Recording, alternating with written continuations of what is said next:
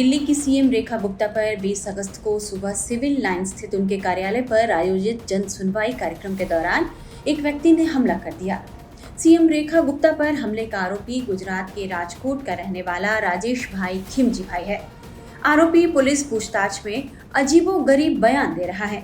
Media reports के मुताबिक आरोपी ने पूछताछ में यह बताया है कि वह शिव मंदिर बनाकर पूजा करता है।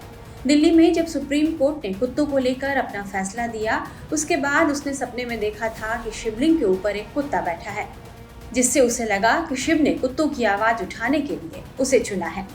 आरोपी के मुताबिक भैरव स्वरूप में आए कुत्ते ने उसे दिल्ली जाकर अपनी बात रखने का आदेश दिया था। इस वजह से वो दिल्ली में अपनी बात रखने आया था।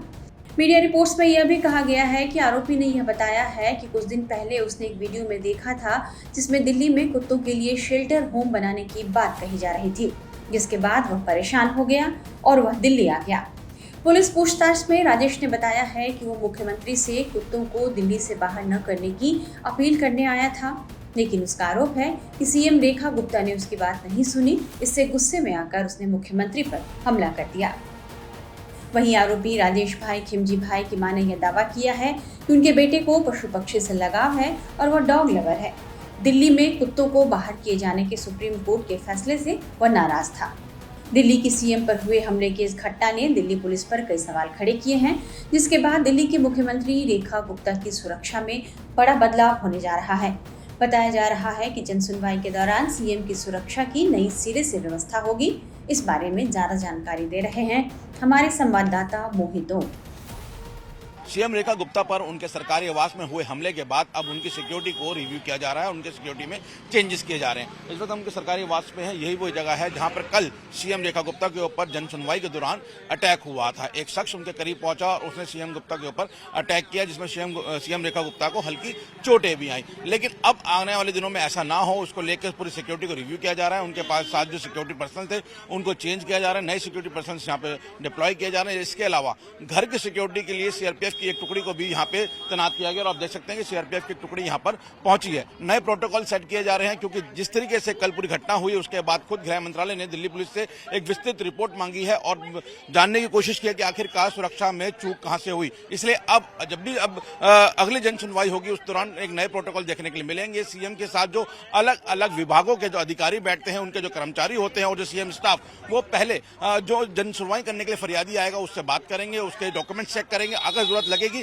तब वो सीएम के करीब जाएंगे। यानी सीएम के करीब जाने की इजाजत अब हर किसी को नहीं होगी। इससे पहले सीएम खुद लोगों से 1 to 1 मिलती थी, लेकिन अब उसकी इजाजत नहीं दी जाएगी। सीएम के साथ 2 पीएसओ की तैनाती की गई है। दोनों महिला पीएसओ रहेंगी जो सीएम के लेफ्ट और राइट में खड़ी होंगी और राउंड द क्लॉक ये देखती रहेंगी कि सीएम के करीब कोई आ ना जाए, और जो भी शख्स अब अंदर जाएगा उसकी प्रॉपर सिक्योरिटी चेकिंग होगी। ये प्रोटोकॉल जो है वो अलग अलग जो यहाँ पे तय किए गए हैं। तो फिलहाल आप देख सकते हैं सीएम निवास के बाहर यहाँ पर बैरिकेड्स वगैरह दोबारा से किए जा रहे हैं। जो सिक्योरिटी पर्सन उनको चेंज किया जा रहा है, सीआरपीएफ की टुकड़ी आ चुकी है। यानी अब आने वाले दिनों में सीएम रेखा गुप्ता के साथ जो जेट प्लस सिक्योरिटी है उसमें कुछ जो पर्सनल्स थे जो साथ चल रहे थे उनको बदलाव के साथ अब सिक्योरिटी पूरी रिव्यू की गई है। इसके अलावा सीएम आवास में भी कड़ी सुरक्षा देखने को मिल रही है।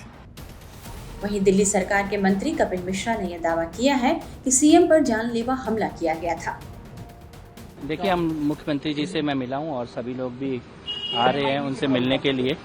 मुख्यमंत्री जी का मनोबल बहुत मजबूत है और सारी दिल्ली से उनके पास संदेश आ रहे हैं, कॉल आ रहे हैं, देश भर से कॉल और संदेश आ रहे हैं जो उनके प्रति लोग चिंतित हैं।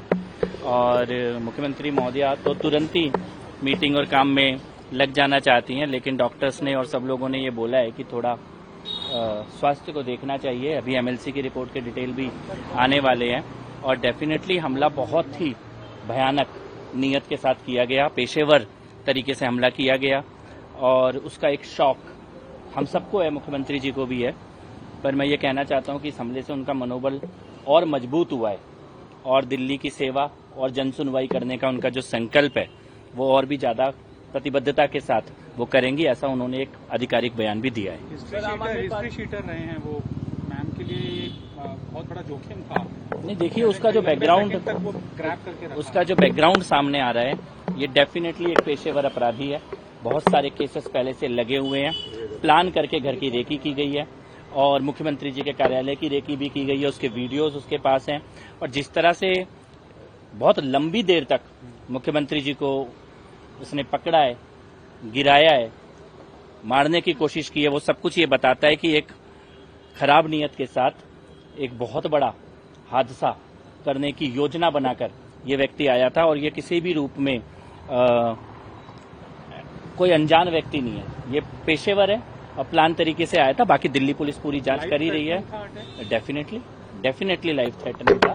जो लोग वहां मौजूद हैं वो ये बात बता रहे हैं कि जिस प्रकार का हमला था वो जानलेवा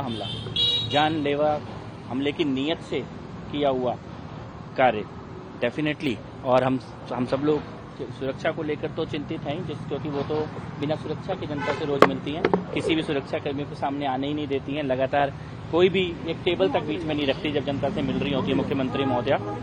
लेकिन जो भी है वो बहुत दुखद है और दिल्ली पुलिस की रिपोर्ट का वेट कर रहे हैं। चलती रहेंगी, डेफिनेटली चलती रहेंगी, ऐसा मुख्यमंत्री जी ने संकल्प लिया है। जो है वो गोपाल इटालिया जो आम आदमी पार्टी के नेता हैं उनके साथ सोशल मीडिया पर शेयर किया गया हरीश पुराना। नहीं, देखिए, मैं आज का दिन राजनीति का दिन नहीं है। दिल्ली पुलिस जांच करेगी, सब सामने आ जाएगा।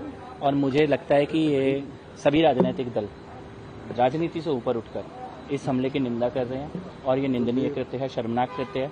और दिल्ली के इतिहास में ऐसा दृश्य पहले कभी नहीं देखा गया। बीजेपी नेता सतीश उपाध्याय इस पूरी घटना पर क्या बता रहे हैं, ये भी हम आपको सुनाते हैं।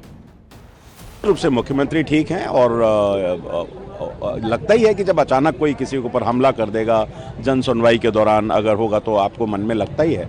लेकिन मुख्यमंत्री के इरादों को, मुख्यमंत्री के हौसलों को, विकसित दिल्ली बनाने के सपने को, दिल्ली के विकास को कोई रोक नहीं पाएगा। मुख्यमंत्री पूरी तरीके से जनता की सेवा करेंगी।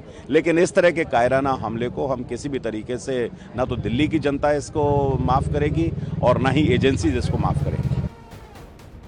वहीं आरोपी का सीसीटीवी फुटेज भी सामने आया है, जिसमें साफ पता चलता है कि हमलावर ने हमले की तैयारी कम से कम 24 घंटे पहले से शुरू कर ली थी। सीसीटीवी फुटेज में 20 अगस्त को आरोपी मुख्यमंत्री आवास की ओर जाते हुए दिख रहा है।